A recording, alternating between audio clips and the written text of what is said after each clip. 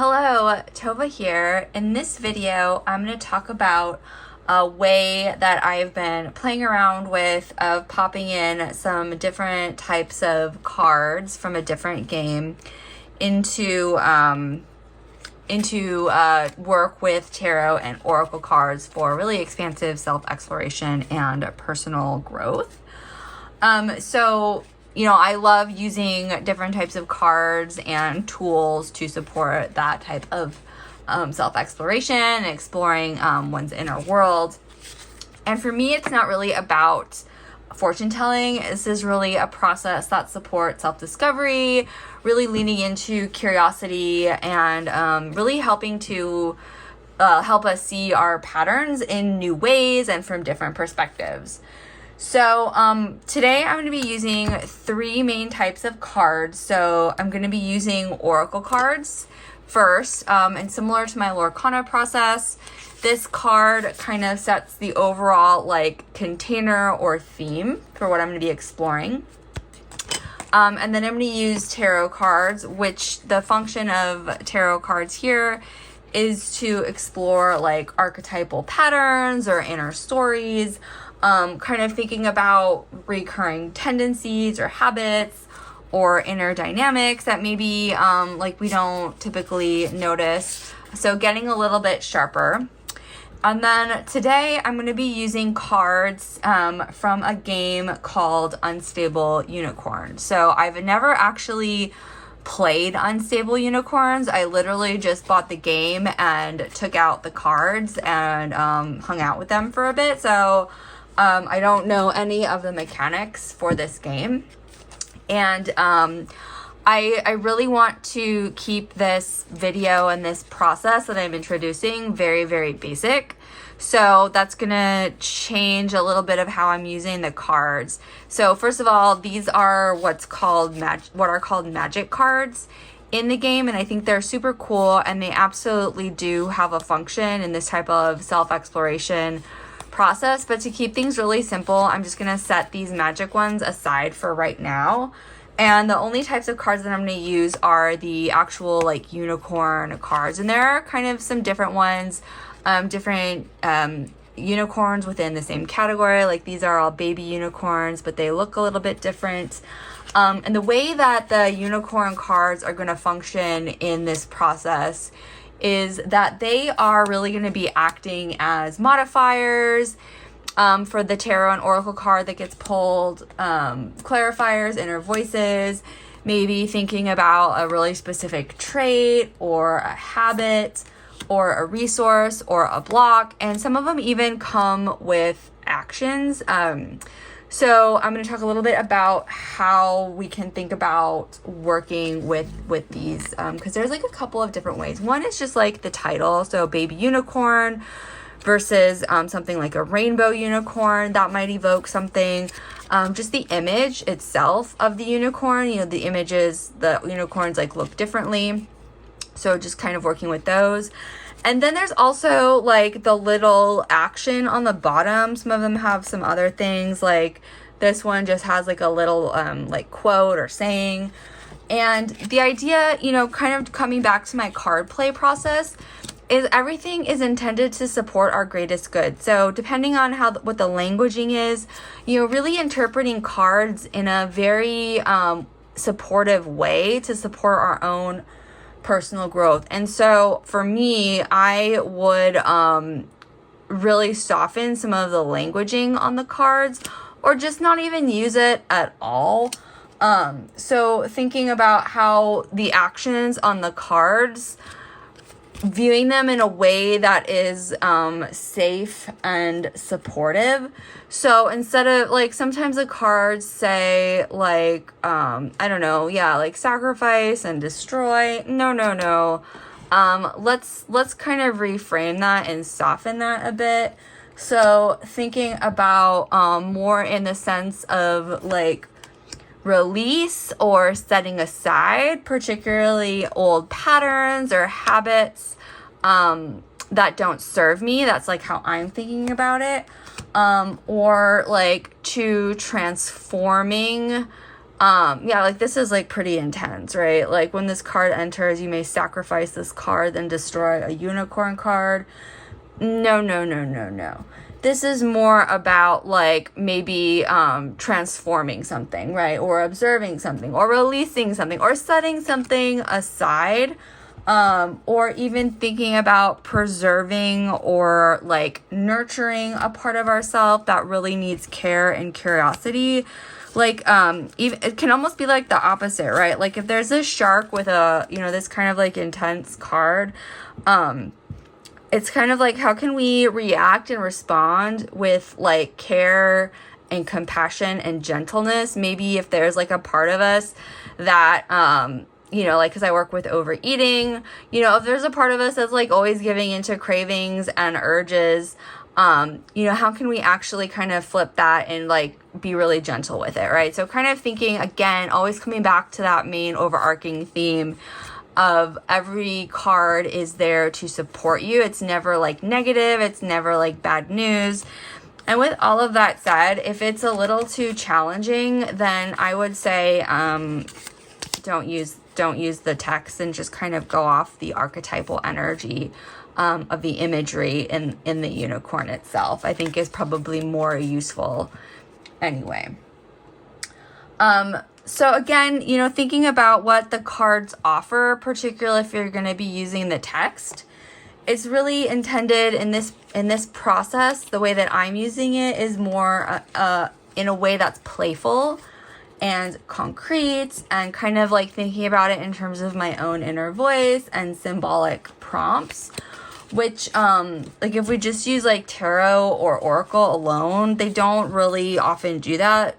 They're a little bit more complex in terms of what each card actually is, in terms of like the imagery and all that. So yeah, so I'm not going to be using the magic cards right now. Like I was saying, I'm going to probably integrate them into other videos, but they're a little bit more complex and they complicate things, particularly if we're trying to juggle interpreting them in a way that is like really personally meaningful and relevant, and also like really supportive. So the unicorn cards, like I was saying, are just a little bit more simpler and concrete. And it's just a really playful, again, it's just really meant to be a playful way to interact with, the way that I'm thinking about it, to interact with my own inner voice before I'm starting to layer in more complexity. Okay? So with that said, let's get started. So let me just, so I'm going to demonstrate now what this actually kind of like looks like. And like I like to draw an oracle card to kind of set my container or my theme. And this is so funny. This is literally the one that I just pulled in my previous video working with the Lorcana landscapes. So when I'm pulling the oracle card kind of to set the tone, and I'm not doing this with any specific like spread or questions or anything. This is just kind of like a general like flow of how it could go, and certainly could choose multiple cards, but I'm just going to try to keep it pretty streamlined. So if I'm just pulling an oracle card like randomly, I might want to think about, you know, what area of my life or what inner energy does this illuminate for me? Does this bring up for me? And again, like if you're not super familiar with my process, I really like to kind of just tune into what the card evokes in me, not so much like what the actual like guidebook says. You know, so I might be thinking about the imagery, any aspect of it really, or even particularly for an oracle card, the words in this case on it. And so then now I'm going to pull a tarot card. And the purpose of the tarot card is to explore like a specific pattern or story even within the container of the oracle, like related to this guiding theme. So when I'm when I'm working with my tarot card and exploring it, I'm thinking of like what behavior or tendency or inner voice is this card reflecting to me. And again, just like with the oracle, I'm not necessarily like running to the guidebook for this. And then now I'm going to choose a couple of my unicorn cards, and I'm going to think about these as, like I said, modifiers or clarifiers that are kind of giving, you know, very specific inner voices, traits, blocks, maybe even resources and symbolic actions that's kind of like related to both of these, really. So, let's see. I will pull a couple of these.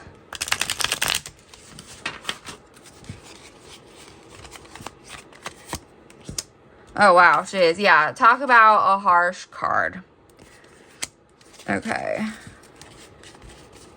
And then... oh, okay. Alluring narwhal. Okay. So, to me, this is kind of like this really stubborn part of myself. If I was going to be working, right? Like this kind of part of myself that just like really doesn't want to like give up in a way, in a kind of way that's like super annoying.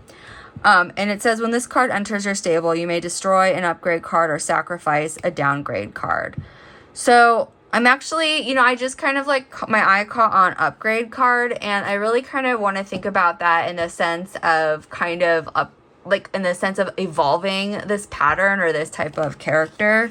And then this one says that I could steal an upgrade card. So, you know, even kind of thinking about how these different parts of myself might like interact, like they're also like just really visually very different. This guy's like really intense and like seems to have a lot of like negative, harsh energy, and this guy is like super chill, super like low key. And so kind of thinking about how if these were like inner characters, and, you know, the idea of like sweet treat. I mean, again, like I said, I work with a lot of emotional eating. So this is just really kind of starting to make me think a lot in terms of like cravings and like exploring cravings in a way. So you can almost kind of start to make it like this inner or this like mini scene, right? And so the tarot card is kind of like this main archetype or inner story. And it's kind of like if we're thinking about this idea of overeating, emotional eating, and it's this idea of kind of like, I mean, this could be a lot of different things, but, you know, kind of like gathering all our tools, all our resources, like everything that we have to kind of like, you know, quote unquote, fight the craving, right? And kind of thinking about that dynamic of these inner parts of ourselves is like the part that kind of just like wants to almost like metaphorically like just destroy all like the good healthy habits and healthy like soothing and coping skills and all of that, and just kind of like eat the food, versus this one that's kind of like, you know, more chill and wants to like practice some like deep breathing, some relaxation techniques, and kind of, I don't want to say battle, but that like discord or that kind of like disconnect between them, or I guess the tension between these two like inner parts of self, like in this moment of kind of like, again, having all the resources but not necessarily right engaging with them quite yet. So just thinking about, you know, patterns or behaviors that you might be noticing or that I might be noticing, you know, because I'm talking more about this, like this is like the way that I go about doing something like this, and maybe like inner voices that I might want to try this week, right? So I mean, just looking at these, this feels like a voice that I'd more like to lean into, and even thinking if there's like a really small like concrete experiment that I could try. So anyway, that's my process. Super brief.